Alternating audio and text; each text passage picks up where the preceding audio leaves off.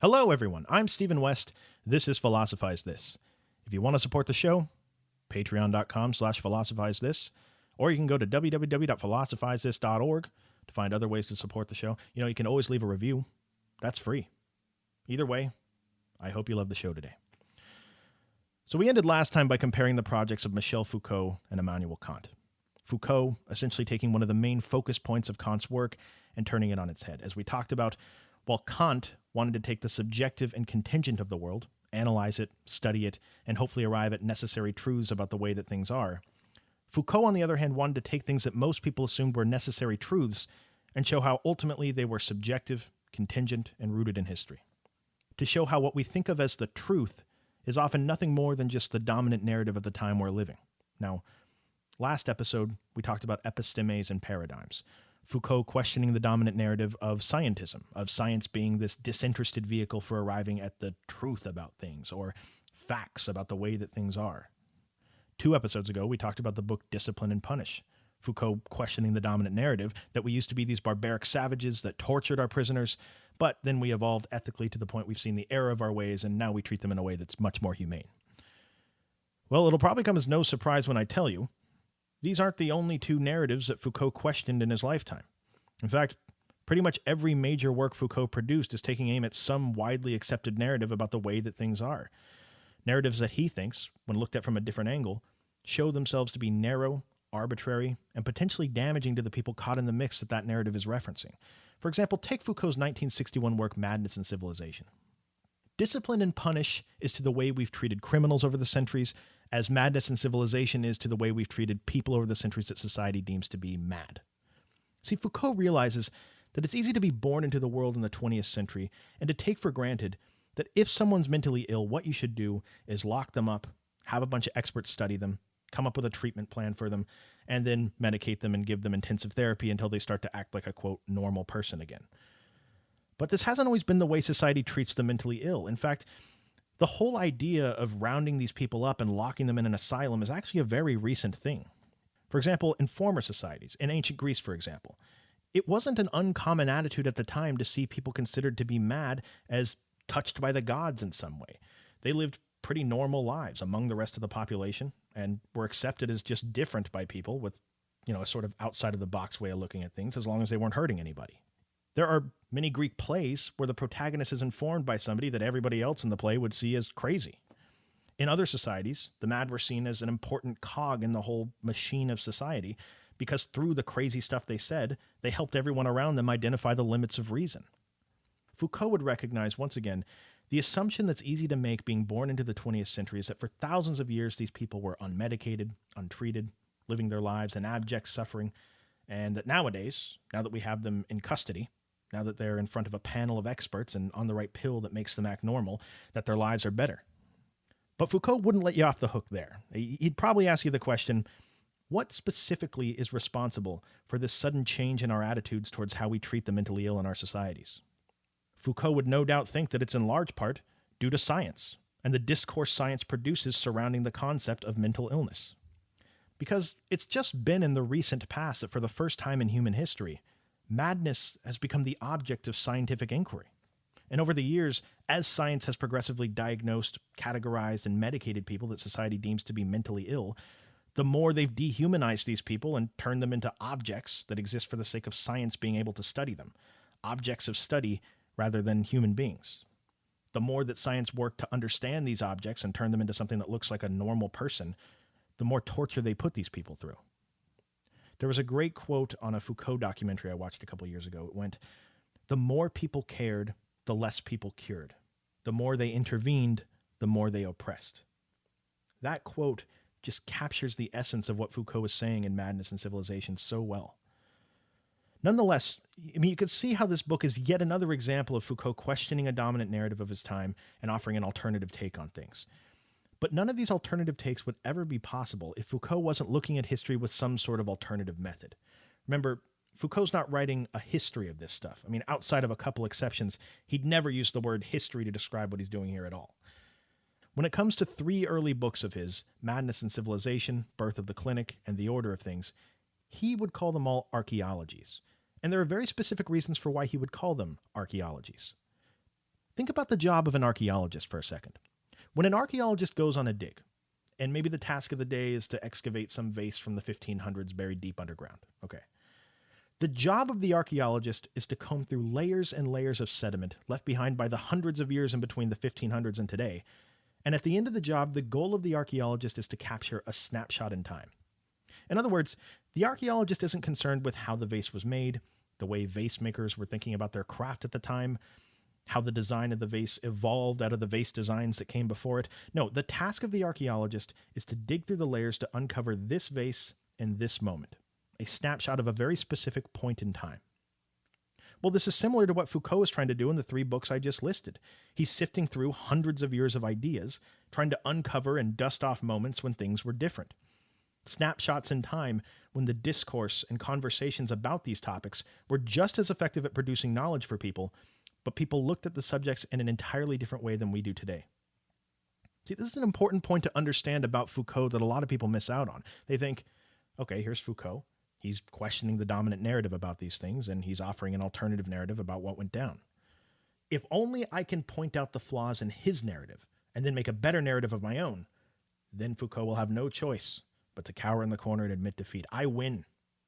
But Foucault would absolutely welcome this process, and he had no desires of his narrative being seen as the ultimate way of looking at things. There's a sense in which the actual point he's trying to make with his work is that we need to get away from that kind of thinking altogether. That all we'll ever have access to are narratives, constantly in competition for the dominant position within a society, none of which containing anything close to the truth about things, just a slightly different angle and a slightly different way of making sense of the world. But anyway, after those 3 books, eventually Foucault found the whole archaeology method that he used all throughout his early career to be extremely limiting. He found that when you're in the business of just uncovering moments in time throughout history, all you can ever do is compare the discourse surrounding a subject in one period to the discourse of another period. In other words, there can be no talk about how one period led to another, just comparisons. And describing how these shifts took place would eventually become an extremely important part of his later work. It is for this reason that Foucault introduces yet another new method of demystifying the narratives of the past, something he calls a genealogy. You can picture a genealogy, right? Picture tracing your family tree all the way back to somebody that lived in the 1500s. Not only would you have a snapshot of the person, you'd also have the entire evolution that took place from their world to your world. This type of analysis is more in line with what we did on episode 1 of this series with the book Discipline and Punish. Because if you remember, Foucault lays out how the evolution took place from the 1750s to the 1830s, from the sovereign age to the disciplinary age. And it's this type of analysis that's going to occupy almost all of his later work. The genealogy is crucial if you have the goals of Foucault in his later work. It's absolutely crucial if you want to call into question this assumption that so many people make, that history has just been a long succession of progress where we use rationality to make things better. The genealogy can show how different periods can give rise to each other for reasons that have nothing to do with rationality. Now, one thing Foucault always said was that if you're going to make one of these genealogies, always make it about a subject where there seems to be a lot of people agreeing about the way that things are. Subjects where there doesn't seem to be any further discussion required for us to understand how they work. This is why Foucault always seems to end up in weird places like prisons and schools and hospitals. Nobody's ever looked at this stuff before like he does. And it's also the reason why in his final work he decides to question the dominant narratives that exist around the topic of human sexuality. Now, Foucault never finished this work. He died of AIDS in 1984 and just didn't have time to finish it. There's a lot of speculation about where he would have went had he lived long enough to write the rest of it. But one thing nobody questions is that the beginning of this work mirrors the rest of his work, and that he's calling into question dominant narratives that seem to us in our time to be so obvious and based in common sense that they're practically chiseled into stone. The narrative he takes aim at in The History of Sexuality, Volume 1, is something known as the Repressive Hypothesis. The main argument of the Repressive Hypothesis is that all throughout the 17th and 18th centuries, people's thoughts and behaviors surrounding the topic of sexuality have been repressed by people in power. The motives people assign for why this happened range considerably. Some people say it happened for religious reasons. Some say for political gain. Some say it was for economic reasons. That for capitalist society to succeed in the way that it did, we needed people focused on work rather than the idle task of exploring their sexuality. Whatever the reason, though, the dominant narrative towards the end of the 20th century was that sexuality in the 17 and 1800s was punctuated by rules. Rules where you can't talk about it, you are to be ashamed of it, you are to feel guilty afterwards for having done it. People in the 20th century were making the case that if we allowed sex to be more natural and less constrained by cultural norms, people would be a lot less repressed and a lot more happy. But Foucault didn't see it that way. Foucault would strongly disagree with the idea that there's some natural type of sexuality that's installed in us, or some scientific truth about the nature of sex that can even be arrived at. I mean, sure, sex, pregnancy, the sexual lives of married couples, these are things that have been talked about almost since the beginning of recorded history. But these things were never referred to over the years as an individual's, quote, sexuality. Foucault makes the case that if you look back at history, the idea that people possess a set of qualities that make up their own personal sexuality really is something that's only existed since about the 19th century, when science for the first time in human history directed its gaze towards sex and tried to study it and categorize it. It's actually kind of weird to think about. Up until around the 19th century, nobody ever thought of themselves as heterosexual versus homosexual versus any other form of sexuality. There were people that engaged in certain behaviors. If they lived in a particularly religious society, maybe they were guilty of the sin of sodomy.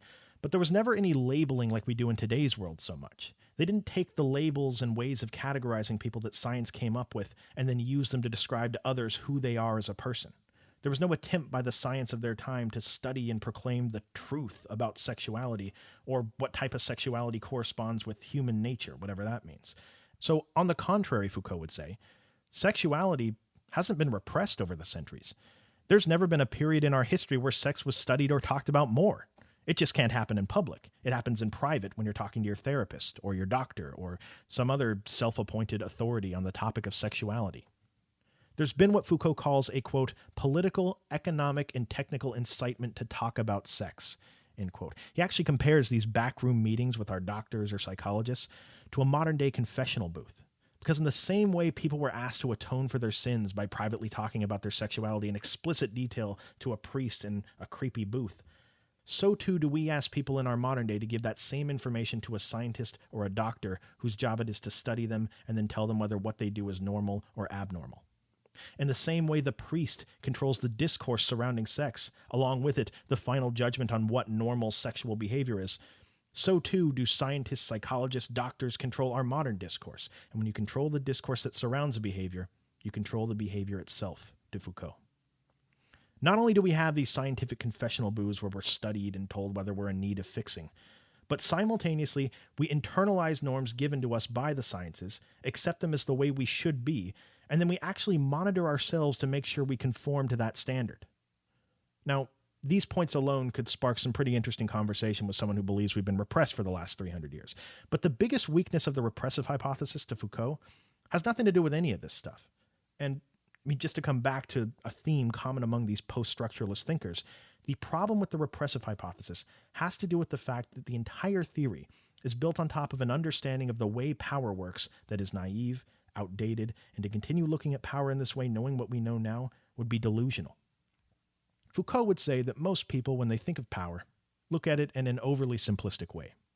Most people look at power in the same way we looked at it back when we were living in monarchies in the 1300s, as though power is executed from a single source, be it a king, a president, the halls of Congress, the type of power that says no to things, the type of power that forces you to do things you don't want to do. Foucault calls this type of power a bunch of different things throughout his work: contract oppression, sovereign power, repressive power. The most important thing to understand is that this is the type of power that has ultimate authority to take things from you. From taxes, to goods and services, to your time. They can even take your life should they deem it to be necessary. But Foucault thinks despite how common this type of power has been in the past, when it comes to our modern societies, this is just not the kind of power we come face to face with anymore. Foucault would ask, what are the types of power that actually touch you and affect you in your life? Is it your direct relationship with Donald Trump? Is it a debate you're having daily with Supreme Court justices? Is that the type of power that affects you most on a daily basis? No. Power, to Foucault, has undergone a fundamental transformation in the West throughout the last couple hundred years. Power in our modern societies is not something with a stable center that can be identified and stopped like that. Power in our modern societies is what he calls capillary. To Foucault, power is an unstable network flowing in all directions from every point at once. We all, whether we realize we're doing it or not, we're all exerting our power over everyone else around us every single day. through constant surveillance, cultural norms, advertisements, persuasion, suggestion, encouragement and discouragement of certain behaviors we approve or disapprove of, even down to the things you like and share on Facebook. You are constantly defining, redefining, and reinforcing the standard of what is normal and what is abnormal, who should be accepted and listened to, and who should be silenced and considered not worthy of being taken seriously. Power in this way is incredibly diffuse. Power is not something that lies in the relationship between you and a king or you and Donald Trump. No, in our modern societies, power is something that operates at all levels of society. Yes, at the level of public policy that affects everyone, but at the same time at an individual level that only affects you, and it dictates the narrow set of choices you have to navigate. Power is between you and your government to a certain degree, but more relevant to your everyday life, it's between you and your therapist, your boss, your doctor, your teachers, your parents, your friends, your family, your coworkers, the strangers that may judge you in public. Really stop for a second and try to get a sense of just how much these people shape who you are as a person. Power is everywhere to Foucault, but to most people, power is invisible. The ability for this power system to change your behavior has become so subtle. The micro-tactics of power have become so normalized in your world that most people don't even notice themselves gradually being shaped into a mold of normalcy, like a soldier in boot camp or a prisoner in a cell. In fact, think of yourself as a prisoner for a second. Picture yourself in the panopticon we talked about on episode 1 of this series. Real quick, if you don't remember, that was the hypothetical prison devised by Jeremy Bentham, where a single guard in the middle can see what the prisoners are doing inside of every cell, but the prisoners can't even know that they're being watched. They can't see outside. What Foucault is saying is that if you could somehow get the prisoners to be socialized in such a way that they watched each other, they created systems of norms and expectations, they had some form of feedback where the prisoners felt judged and rejected when they get out of line, you wouldn't even need a guard in the center of the panopticon. That guy could go on vacation, because the reality of that world would be to Foucault that the prisoners themselves would police each other far better than any system you could come up with that was implemented by force.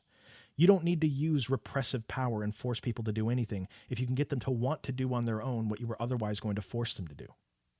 Remember, knowledge to Foucault is intrinsically connected to power. And when you have one guard in the center that has access to complete knowledge of everyone's actions, and a bunch of prisoners in a cell that can't even see the outside world, this creates a massive imbalance of knowledge, and along with it, a massive imbalance of power. The prisoners themselves become active, supportive participants in the very system that suppresses them.